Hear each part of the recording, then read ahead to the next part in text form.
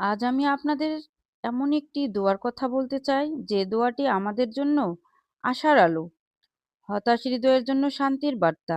আমরা সবাই গুনাহগার, জেনে হোক না জেনে হোক, কথায় কাজে, চোখে মনে কত ভুল যে আমরা করে ফেলেছি।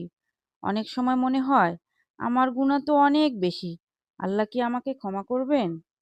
এই কথাটা শোনার পর আপনার মন যদি একটু কেঁপে ওঠে, তাহলে এই দোয়াটা আজ আপনার জন্য। হাদিসে এসেছে, একটি ছোট দোয়া আছে, যেটা যদি কেউ খাঁটি মনে পড়ে, আল্লাহ তাআলা তার ৯০ বছরের গুনাহ পর্যন্ত মাফ করে দিতে পারেন, যদিও তার গুনাহ সাগরের ফেনার মতো হয়। হে আমার রব, আমি নিজের উপর জুলুম করেছি, তাই তুমি আমাকে ক্ষমা করে দাও। তুমি ছাড়া গুনাহ ক্ষমা করার কেউ নেই। এই দোয়াটা শুধু মুখে নয়, মন থেকে পড়তে হবে। চোখে পানি এলে, ভাঙা হৃদয় নিয়ে পড়লে, নীরবে আল্লাহর কাছে মাথা নত করলে, আল্লাহ কখনো তার বান্দাকে ফিরিয়ে দেন না। আপনি যদি আজ ক্লান্ত হন, ভেঙে পড়ে থাকেন, জীবনের ভুলগুলো আপনাকে কুরে কুরে খাচ্ছে, আজই এই দোয়াটা পড়ুন। রাতে ঘুমানোর আগে, ফজরের পরে, বা একা বসে যখন মন ভার হয়ে আসে, তখন আল্লাহকে ডাকুন এই দোয়ায়। মনে রাখবেন, আল্লাহর রহমত আমাদের গুনাহের চেয়েও অনেক বড়। আমরা গুনাহ করি বারবার, আর আল্লাহ ক্ষমা করেন তার চেয়েও বেশি।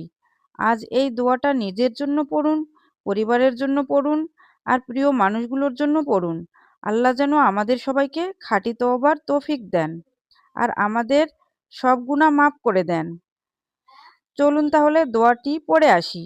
তবে দোয়াটি পড়ার আগে, আপনি যদি ইসলামকে ভালোবেসে থাকেন, তাহলে একটি লাইক দিন।